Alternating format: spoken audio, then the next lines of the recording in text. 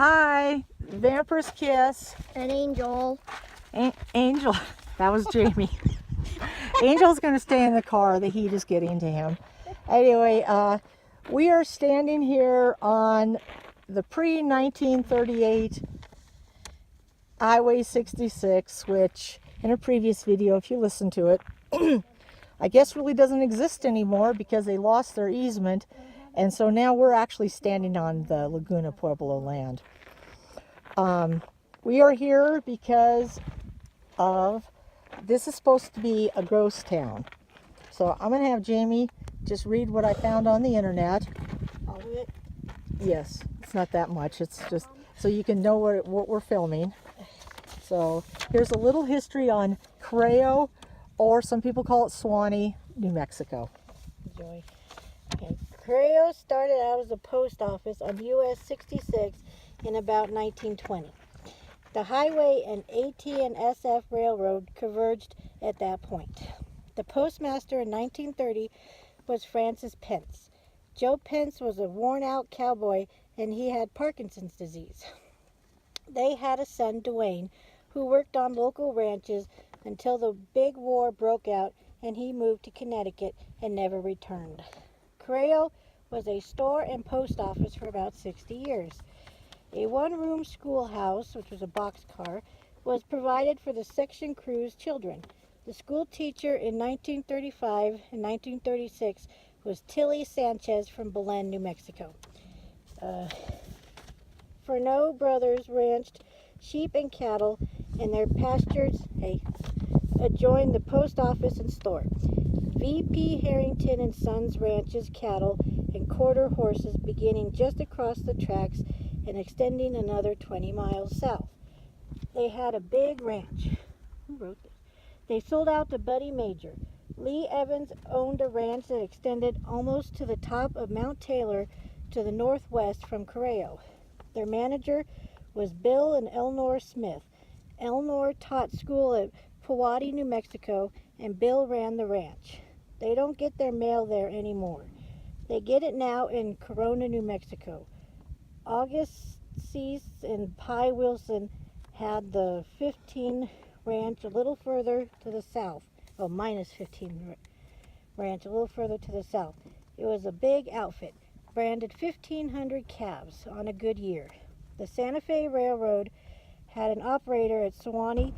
Correo and Suwannee were both referred to as one of the same by the residents and ranchers of the area. It still does. In 1931, the state of New Mexico built a new road from a junction west of Correo to Albuquerque, and that road became US 66. About 1938, the post office, Correo, was moved to that junction. The owner of the standard station and postmaster was Lee Williams. The post office was discontinued in 1960. A trading post and beer joint is all that's left of Correo and Suwannee. How sad. Okay, so there's the answer to the bar. Didn't say it was a gas station, it said it was a bar. I still say I think it could have been a gas station. Anyway, I'm not sure who wrote that. I just happened to find that under a search on the internet. Anyway, I don't know what this was. You can see it's quite old. It's totally demolished. I'm not allowed to get very close because that's Native American land, and we're not even supposed to be filming on Native American land because it's against the law according to the Laguna. So I'm breaking the law by even doing this, but I'm doing it for you because you are the people I love. Anyway, so I actually did at one time when I was ignorant and didn't know the rules. Walked back to where that little brick area is behind. That was a well house. And then I don't know if this was a house or if this possibly could have been the school. No, the schoolhouse was in the boxcar. So maybe this was a little store, or this could have even been the post office, because it's not very far. Well, you can see right there where the railroad tracks are. The railroad tracks have always been there. So I don't know why they call this a ghost town. I guess anything that's been abandoned is considered a ghost town. But one thing that is of interest here, we have a bridge. I'm going to get closer to the bridge, but I'm going to show you see where you can no longer see the trains and it goes underneath that area? That bridge is like I'm not sure the name of the bridge and what kind of bridge it is, because about the only time I ever hear about it is when people are complaining when they're talking about taking the bridge down. But that bridge has been protected by the Historical Society, and it is a real small bridge, 2 lanes, barely 2 lanes, can't take too much over it. You know, nothing that weighs much because the bridge just doesn't hold much. They've reinforced it, but they are not allowed to take it out. And there's actually talk about them widening and putting in 2 more railroad tracks, and people are just like having fits around here because they don't want nobody touching that bridge, and I personally think it's against the law. They can't do it. But I'm going to stop this video here, and I'm going to go up closer. Walking on that bridge is pretty scary, especially if cars are coming, because they don't like pedestrians on it. But I'm going to give it a shot and see if I can get up there and get you a shot from the top of the bridge. So, what?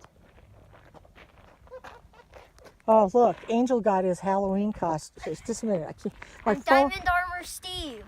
My phone is all hot, so it's not, I can't see very well. So, Minecraft, you know. oh, Minecraft. We're Diamond Armor Steve from Minecraft. Yeah. So cute. Okay, I guess that's big stuff. He looks pretty excited. He's got a big grin on his face. So sorry about that. So anyway, like I said, I'm going to stop the video. I'm going to go up to that bridge and see if I can get it from some angle. Maybe walk out in the field or something, but Vampy will do her best. So I'll see you in a few. Hi, it's Vampyresskiss. An Angel. We're back. I just drove maybe 50 feet from where I was. I kind of just wanted to show you this. Buddy Major, he was one of the first people that was out here, and he owned a lot of this land. And this is his, the entrance to his land. And I've always loved this. I've always thought this was one of the coolest things out here. And if you go from certain angles and it's on a really clear day, you can get a really dynamite picture of this with that mesa right there in the foreground. And I've got a really cool picture like that I just dearly love. Anyway, when I was talking about the bridge and the weights, here's the weights that can go on the bridge, which nobody seems to follow. I'm sorry about that. I got kind of a frog in my throat. No one seems to follow that, so you know, one day somebody will be coming across this bridge and they'll end up on the railroad tracks and wonder how they got down there. Anyway, I'm going to walk down this road.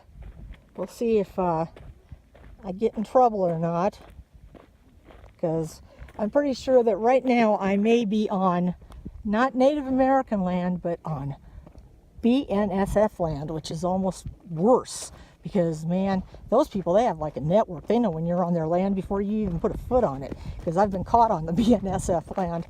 And, oh, they are nasty people. They don't believe anything you say. I mean, even when you say you were trying to pick up litter and pick up cans, yeah, not nice people. I mean, I guess they just think everybody's so stupid that they are going to walk right in front of a moving train. You know, if I was going to walk in front of a moving train, I definitely would pick someplace better than this place to die. So this is actually the other side of Highland Meadows. This is the side that has the money. I know it probably doesn't look like it, but Buddy Majors lived over here. He's since passed away. And Fran Wood is another big landholder that lived over here. She's also gone. But because both of them had money, he was a cattle rancher and she just was a landowner. They were able to get a lot of things done. So consequently, there's a lot of paved roads over here, and the mobile homes over here are nicer, where Cliff Hammond and Murray Samuels and somebody else is the developers over on our side. And I think they just wanted out, make as much money as they can, and, sold to anybody. And consequently, we've got a bunch of people that just don't give a hoot about what goes on over there. So we've got one paved road. Nobody fights for anything. It's quite sad. That's a car. I don't know if you could hear that going above us. But we're coming up to the bridge here that you can see from this side. You can actually go under the bridge. We're not going to go under the bridge because that's where the railroad tracks are too. I'm not going to do that. That's, you know, that's why they have these rules. You know, 10 years ago I might have done that, but I'm not going to do that now. I'm not brave like my friend Izzy. She's trying What? to catch up. Oh, okay. Well, yeah, because the keys are in it. Oh, that's probably not very wise either, huh? Walking off and leaving the keys in your truck. Yeah, Jim's kind of a bonehead. Anyway, so here's a nice picture of the bridge. We're going to go just a little bit further so we can see more of it. But I think there's just 2 railroad tracks that go under the bridge. And you can kind of see where they have fixed it, where it's mostly wood. I don't think this is the place me and my dad were. It isn't. No.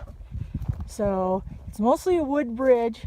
It's sinking up there. Oh, sorry, I'm not high enough. It's sinking up there because the well, wood just doesn't last very long. Oh, there we go. Sorry, I was zoomed in. There's a car. Yeah, there is a car. Yeah. So there's the bridge, And there's this train. and this bridge is protected by the Historical Society in New Mexico here. Yeah, It's- because I was not there before. yeah, it's like a one-of-a-kind kind of bridge. Yeah. And if I find out exactly what it is, I know somebody over here that knows everything about this bridge. If I can get a hold of him, I call him Wolfman because he has a lot of facial hair, and I just call him Wolfman. If I can find him and pull on his ear, I will post it down below. Or if somebody else knows more about this, you know, give us a holler so that we know. Yeah. But see, graffiti people have been down here. When I first moved here, before, because you know, I came from a family where in Minot, North Dakota, my grandparents, they lived near the railroad tracks. I mean, I would say that. Let me walk back here just a little ways. I'm going to go back to the truck too. Okay, you go back to the truck. Maybe about.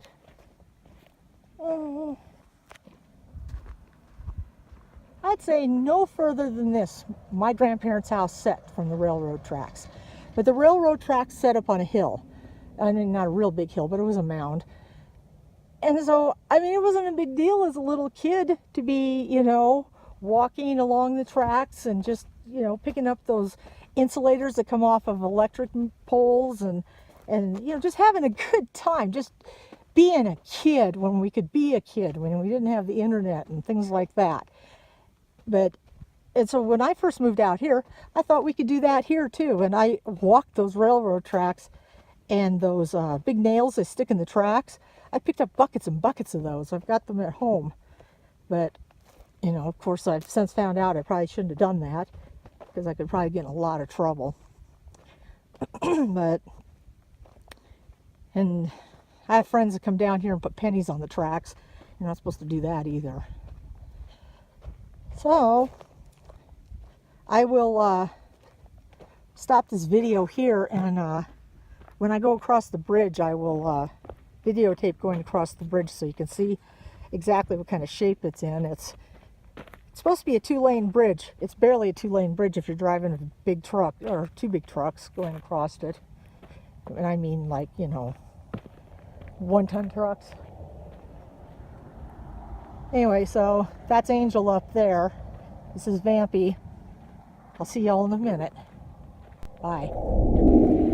Okay, we're back. I'm gonna start the car here, and from where I'm parked, I'm just going to show you exactly what it looks like going across this little tiny bridge.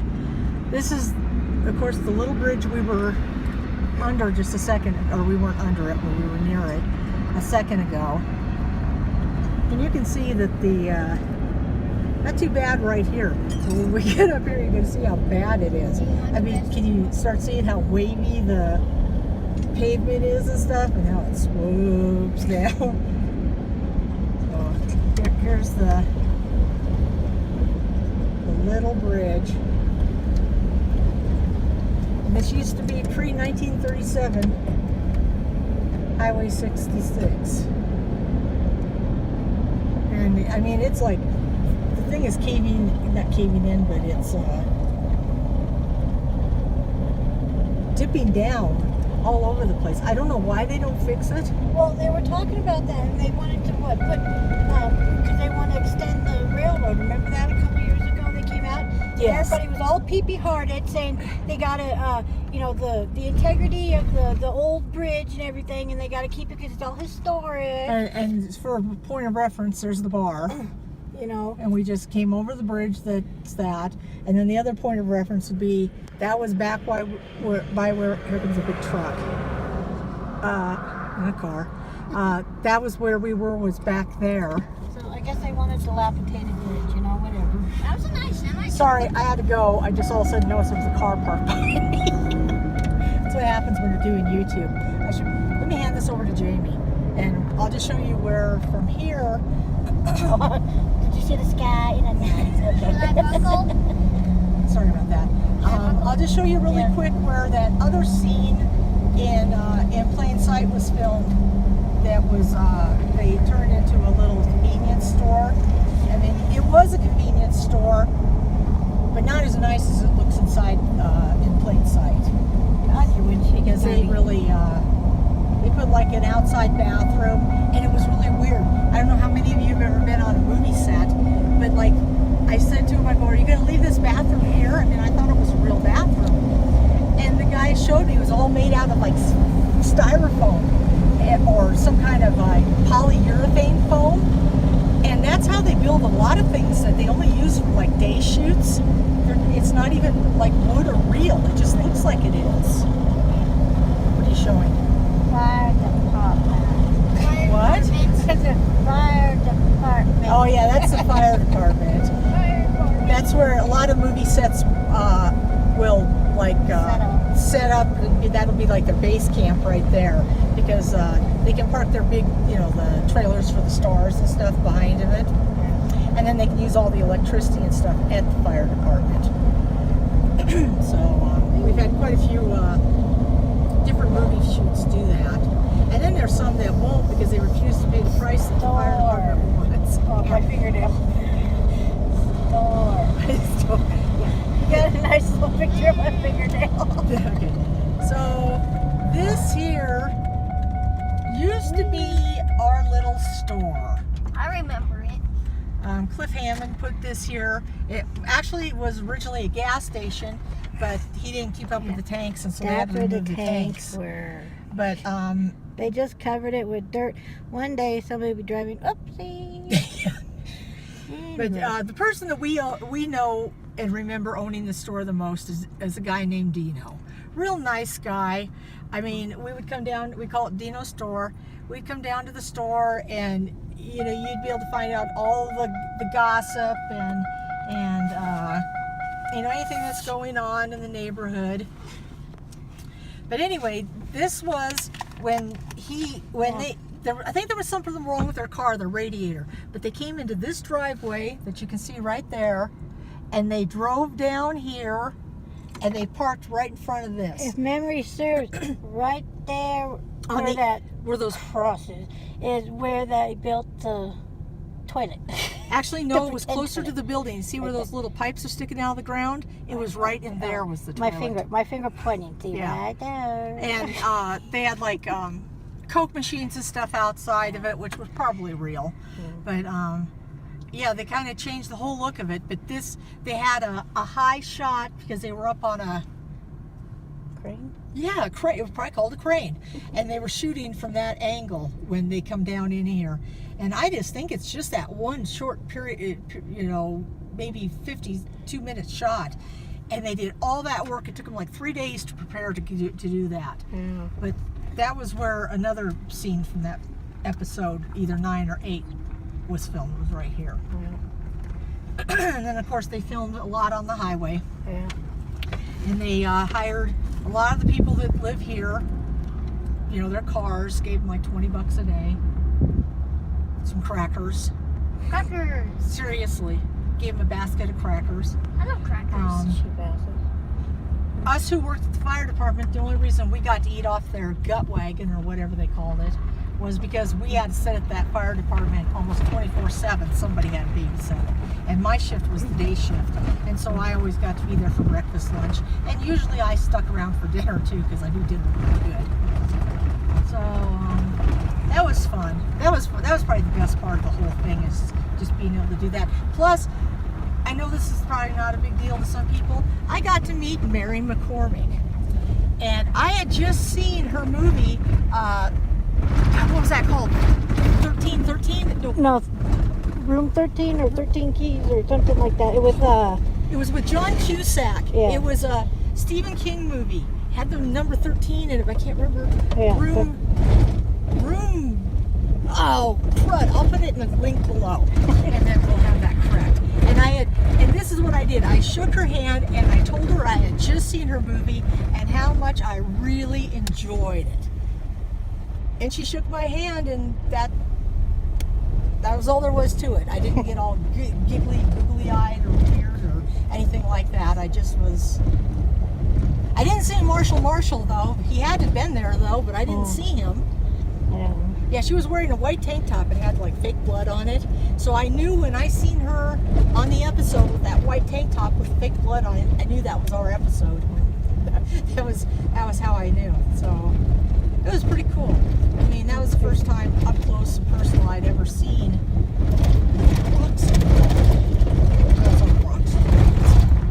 First time up close and personal I'd ever seen anybody that had ever been in movies. I don't know how much TV anybody watches or interview shows and stuff. Mary McCormack absolutely hated New Mexico. And she spoke out against us and said really bad things about New Mexico. I'm not sure exactly what she said, but let me tell you, I don't think she's very welcome here anymore. Because New Mexicans don't take kindly to us, you know, people saying bad things about it, you know. So we don't care if you're a star or not. And I mean, she really hasn't had much work, to be honest, since yeah, she's got a new show coming out, but that's about it. And Marshall, I don't hardly ever see him. And I can't remember who like the commissioner was or the chief, the big chief. But anyway, I was sad to see that show go, and you know, it went just because of her. She wanted out of it, and that's what it didn't really get canceled. It kind of just fizzled because she no longer wanted to do it. She no longer wanted to be in New Mexico, which as much money as she had, I'm pretty sure she could have afforded nice air conditioning. So anyway, well, that's enough of that. I'm tempted to ramble today for some reason. So this is Vampyresskiss. And Angel. And if you enjoyed our tour, subscribe, like, and share the videos. We need more people watching these things so that maybe one day I can get enough subscribers like Stoner Van Houten and I can like be monetized and maybe make 5 cents a month. And you can get a silver plate. Yeah, well, Angel seems to think you get a silver plate. I don't think that's true. You actually do. Okay, we'll talk about that another time. Talk to you all later. Bye.